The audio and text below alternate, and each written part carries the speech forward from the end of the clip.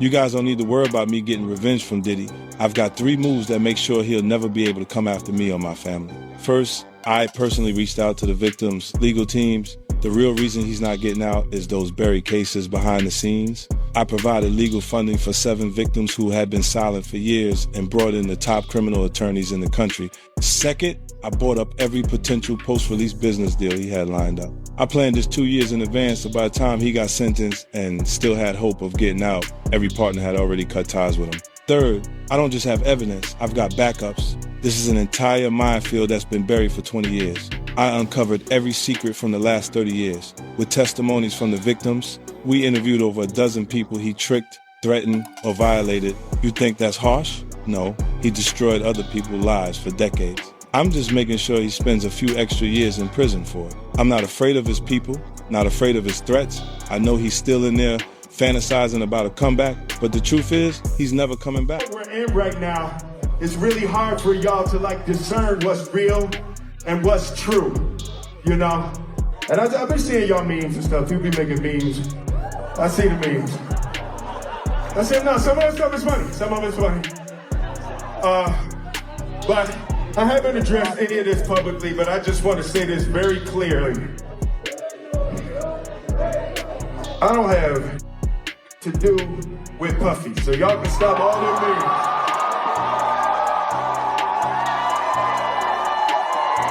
I can stop all of that. I ain't been nowhere near no damn free golf.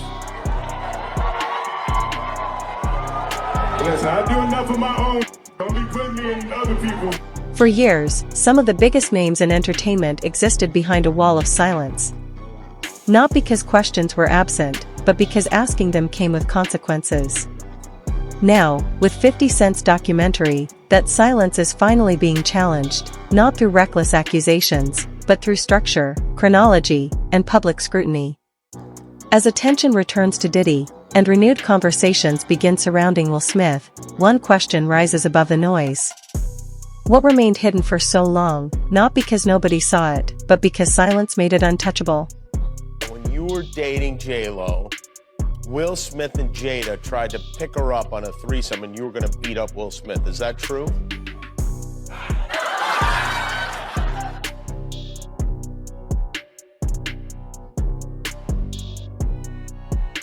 You really heard that? Nah. What? Yeah, I watched it on the internet. You're telling me I can't believe everything I read? What? I don't know what you're talking about.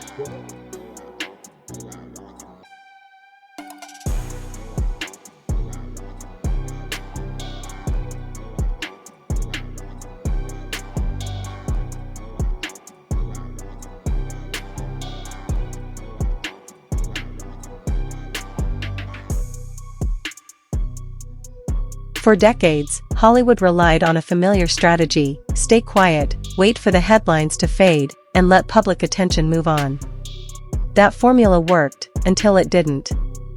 50 Cent's documentary arrives at the exact moment when silence no longer feels sustainable. He should have never slapped Chris. I'm not watching the movie. It's not happening. You don't understand. Do you understand why he slapped Chris? Did you see in that moment from probably what he was dealing with? What was he dealing with? What the f was he dealing with? Something made him slap his brother, man. No, something didn't make him snap anything. He laughed at that bad joke that Chris said like everybody else. And then Jada looked at him and it was like the Manchurian Candidate. Not the Manchurian. Real life. This ain't real life. It ain't real life. Just say. Real life street star. Know what time it is. Now, I have to ask before we get out, because I don't want to forget it. Your earrings just reminded me of Black Power, Black Excellence, and I just need your take on it, because Emancipation comes out in 1 hour.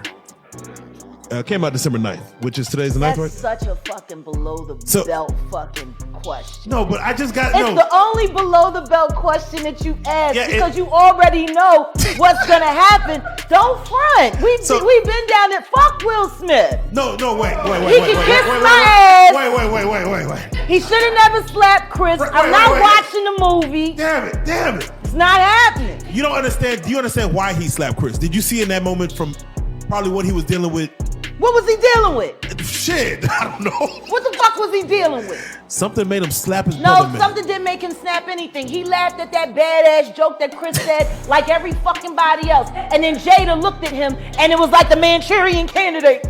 Not the Manchurian. Not the Manchurian. God damn it.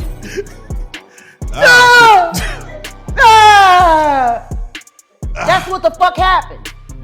I thought there's a legion of women who say, I'm glad for Will fighting for his woman. Yeah, because they still want to believe that that sham of a fucking marriage is real. Oh. Well, there you go. He ain't never gonna be Tupac, and she proved it when she fucked August Alsina. Ooh, man. Yeah. They're both bisexual, they do weird things in their house, and young men have left their house fucking screaming to get away from them in their mentorship. Meek Mills. Bashir Gray. The absence of answers has now become part of the story itself. When a system protects itself through delay and avoidance, speaking out is never neutral. It disrupts relationships, expectations, and long-standing power structures. If silence held power for years, what does its collapse reveal about what was being protected in the first place? But it all started, we was in Atlanta. And this story starts when I'm with Puff and he's in the exotic bookstores and he's doing shopping.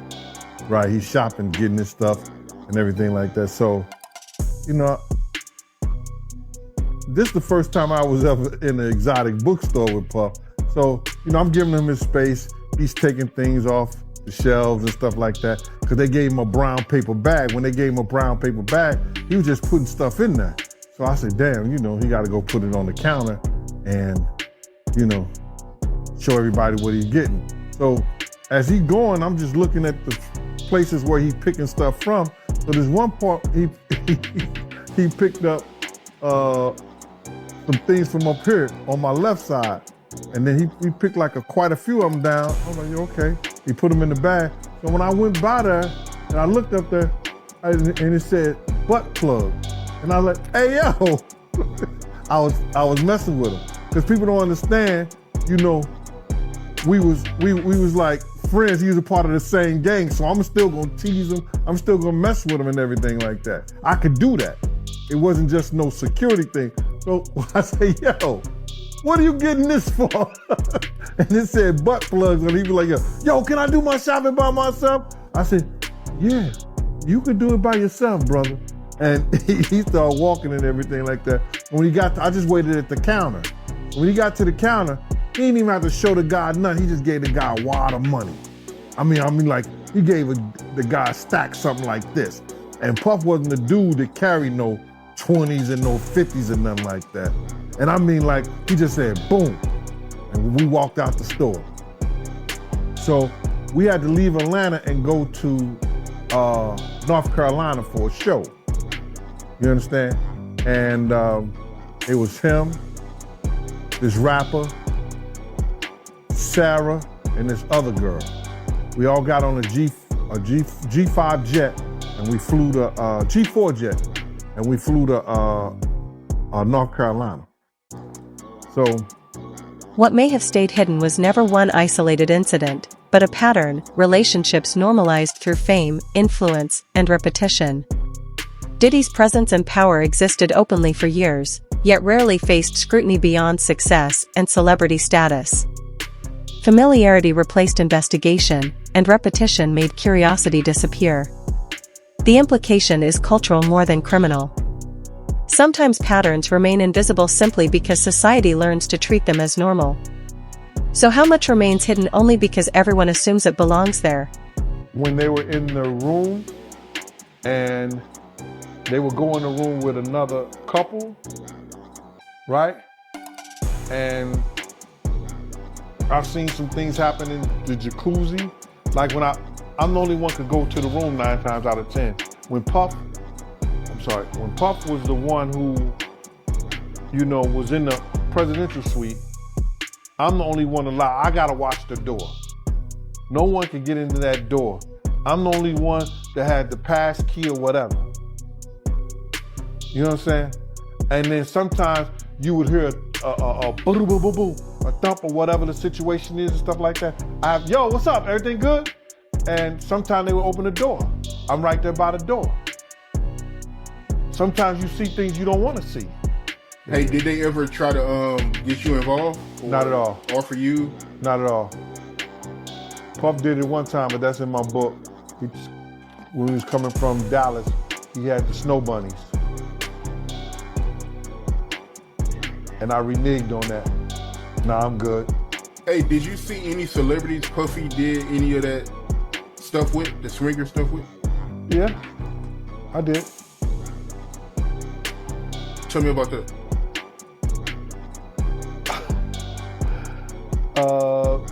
I think I told you about that. One time, him and somebody, him, Sarah, and this young girl flew from Atlanta. And they, and flying from Atlanta, we had this artist with us, right? And we were staying in the presidential suite at the hotel. And this particular artist and Puff, they told me, don't let nobody come in the room. So I said, all right, cool. So I propped my chair by the room door. Power rarely operates alone. It survives through proximity. Those closest to influence often benefit quietly for years, while the risks accumulate in the background. Inside this ecosystem, distance is not always instinctive, sometimes it's strategic. The movie Emancipation, how the fuck you gonna play in a movie called Emancipation and you can't emancipate yourself? Cause you trapped in a hole. My nigga, you trapped in a hole. This bitch clowning you day after day after day after day. And once again, I hate saying these things because their children are dope.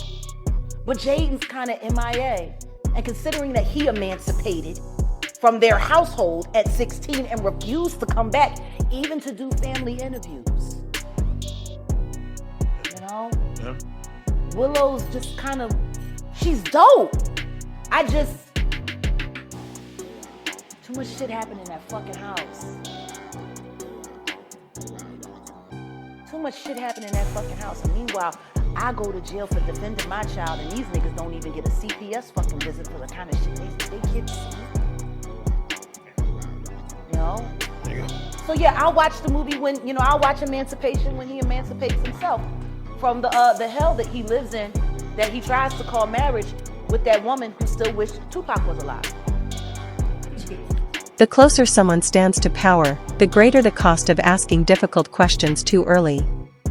When proximity delivers opportunity first and consequences later, who ultimately absorbs the damage once the narrative changes? But enjoy the film, buy lots of popcorn. I ain't supporting shit he fucking dope. He's a bad representation for black men. He is literally the epitome of a ballless man. I'm sick and tired of people making our black men look weak. I'm sick and tired of that shit because I don't know no nigga that would put up with the shit that bitch done put him through. Now you could justify staying because you ain't want to cut up the money because she would have got the child support and the alimony, but the kids is grown. So if you staying now, it's either because you being blackmailed to stay or you too lazy to go. He housebroken. That don't fit right for a Philly nigga. But he did grow up in Overbrook though. He didn't technically grow up in West Philly. That was Jazzy Just Life he was writing about. He lived over there, not far from where Kobe Bryant grew up. That's the other side of City Avenue. He came up Overbrook, so they had big houses and he wasn't at the playground, get beat up. That was Jazzy Jeff. In today's media landscape, denial is more than a response, it's a signal that the conversation has reached a critical point. Calm public statements can create distance without openly escalating conflict. But timing always carries meaning. When separation only begins after silence becomes expensive, what does that reveal about the cost of speaking sooner? So I'm gonna get into this Diddy documentary that's been going on, man. It's still number one as far as I know, man. I mean, I don't know how many millions of times this thing has been streamed, but this thing it's kind of crazy how big this thing actually is, you know, because us that's been following for a really long time, you know, kind of heard a lot of the stuff, man, but people are still going crazy for it, man. So what was your first reaction when you first seen it? When I first seen it, I said, damn, they stole my whole damn idea. You understand? Because I was talking to the producers, and before I talked to the executive director, and the producers knew, I was telling them what I was bringing to the table. Because I was trying to get a deal for me, Kirk, and Tim all together. Like a package deal. I wanted to try to get like $50,000 for each one of us. A documentary changes the rules. By organizing scattered moments into a timeline and giving them context, 50 Cent shifts the conversation away from rumor and toward documentation. This is not a verdict. It is an examination of public attention itself, asking why some questions were ignored, and why others quietly disappeared. You know what I'm saying? So I told them what we was bringing to the table, who was going to tell a story, how they was going to tell a story. You know, I didn't know exactly what they were going to say, but I knew Tim grew up with Puff, so he can get the childhood thing. So I'm going and telling them the whole angle in which I would like for this to go. You know what I'm saying? What we was bringing to the table. I didn't know how they was going to do it, but I was saying, this is what we're going to bring to the table. Tim could start off with the childhood part of it because they grew up together. That's Tim Dog, Tim Patterson. Also, you know, he was the one who was working at Uptown. He was executive over there of A&R and all that other stuff. He went to Island Records. He used to work with over there at Arista, the whole 9 yards. Tim is the one who had the Lost Boys. If you remember the Lost Boys, yeah, you know what I'm saying. Tim was the manager of them. That was his group and everything like that. So Tim had a lot of inside and a lot of stuff to do with Puff. I had a lot of other people I could have brought to the table too. Eddie F, who taught Puff how to work the board and everything like that. Just Eddie F, Heavy D, and the boys DJ. I was going to try to get Eddie and some other people like that. But it fell through because the lady was telling me what somebody else didn't give me or what somebody else didn't pay me. And she was being disrespectful. You know what I'm saying? I thought she was a white lady. I'm finding out she's a sister. Long-form investigations challenge an industry built on short memory cycles. They refuse to let stories fade. When documentation replaces dismissal, who decides which version of events becomes history, and which version is forgotten? You know, Diddy has a long list of victims. You know, I mean, you got Cassie, Kurt Burrows, you Shine, Little Rod, Mark Curry. I mean, you know what I'm saying? The list goes on of all the people who he's did wrong. You know, out of all the people you've heard of, all the stories that you heard and the stuff that you know about, you know, who do you think is like Diddy's biggest victim? Who I think Diddy's biggest victim is? Yep. The mothers. Okay. Big's mama. Wolf's mother. The people that lost their sons. They could never get that back. Especially with those are the two people that changed his life. Put him on that pedestal to be a great producer. So I believe the mothers in them that lost their sons are the biggest victims of it all. Man, that's deep, man. That's crazy, man. You know, because I mean, you know, you brought up Big and the mom, and in the documentary they even talk about Diddy not paying for the funeral, acting like he's gonna pay it, but then billing it to Biggie. What was your thoughts on that? When you seen that, were you surprised when you seen that? No, I wasn't surprised, you know, because they said that when Big died, he built the estate. He took it out of Big's his budget. You understand what I'm saying? So I wonder who got the life insurance policy. He was crazy. What's up? This is Cam Capone. We got more content like this coming soon, so hit that like button, subscribe, and stay locked in to Cam Capone News. The reaction to scrutiny often exposes how uneven accountability can be. Some public figures face immediate consequences, while others remain protected by legacy, influence, brand value, or powerful alliances. The renewed attention surrounding Diddy, alongside collateral focus on Will Smith, highlights how protection may be structural rather than personal. The issue is not necessarily conspiracy. It may simply be design. If accountability only appears once silence collapses, can the system ever claim true consistency? You say that? Well, what I said is that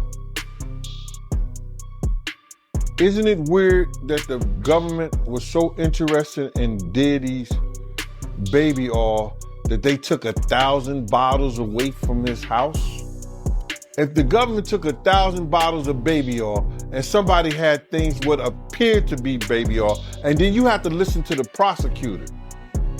He said that they seized 1,000 bottles what allegedly to be baby oil.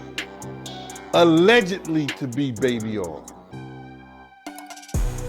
So that's telling people that it wasn't baby oil. And people think that that was baby oil, they out their mind. I don't believe it was baby oil. Yo, bro, when they went up in there, they knew what they was gonna find. They knew what was ever in that baby oil or that those bottles that appeared to be baby oil, they knew about that at first. You gotta realize 9 times out of 10, that individual that got caught at the airport, that was supposed to be their carrier, told them what they was doing and what they had. I wouldn't put him past that he told them everything. So when they went up in there, they knew they had to take whatever was out there, and that thing that appeared to be baby oil, they took that. They gotta test every last one of them. Let's see how much, let's see how many of those come back to be baby oil. Bro, listen to me. Costco don't sell that much baby oil. Where you know sell that much baby oil? Yeah, I don't know any store that sell that much baby oil. I know Costco, they came out and said that they don't even sell baby oil. My sentiment is exactly. But you personally, right, what do you believe was in the baby oil? If you ever seen a massage parlor being raided and they walking out the people, do they take the massage oil with them when they go? No, they just walk out the people who are. Silence is rarely accidental. More often, it is rewarded. Careers advance through access, stability, and alignment, while dissent risks exclusion. This documentary explores how silence becomes a currency, traded for opportunity and preserved through fear of disruption. When the cost of speaking outweighs the cost of waiting, silence becomes the logical choice. And if honesty threatens survival inside the system, how transparent can that system truly be? Gene Deal, let's get right into it. Diddy, he got indicted. You called it, man. A few weeks ago, you was on the platform and you said that he was going to get arrested in September. Yeah, man. Anybody who in law enforcement or people know the law, when Homeland Security ran up into his house, people would tell you, or people knew it was just a matter of time that they was going to indict him and bring him in to see the judge, bro. It was just a matter of time. I just figured out with the grand jury and their different sessions and stuff like that, and then what one of the witnesses told me, I just figured it out that it was going to be around September that they were going to bring him in, bro. People might not understand. It's difficult when you see a brother that has so much promise become an icon as far as in the music business and stuff that he did, to turn around and just tear his whole life down. But it's all because of his mentors and the people that trained him and taught him the music business. You know, it's all about the people who trained and taught him the music business, because Puff wasn't, he wasn't born a monster. You know what I'm saying? He was made into a monster, brother. Do you understand what I'm saying? He was made into a monster from the stuff that happened to him, the things that he had to do. You understand? The things that he had to do to become who he is. You know what I'm saying? You know, it's like this, brother. You never like something so much that you can't do without, and you never be willing to do anything to get where you want to be at.